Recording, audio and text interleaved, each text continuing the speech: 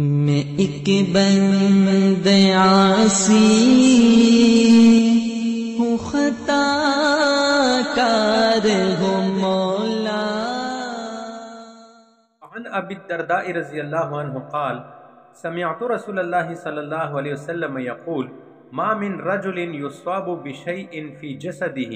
فتصدق به الا رفعہ اللہ به درجة وحط عنہ خطیئة، رواہ الترمذی وابن ماجہ۔ حضرت ابو درداء رضی اللہ تعالیٰ عنہ کہتے ہیں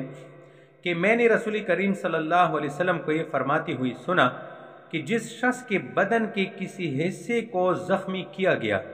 اور اس نے زخمی کرنے والے کو معاف کر دیا، یعنی اس سے کوئی بدلہ نہیں لیا بلکہ درگزر کر دیا اور تقدیری الہی پر صابر رہا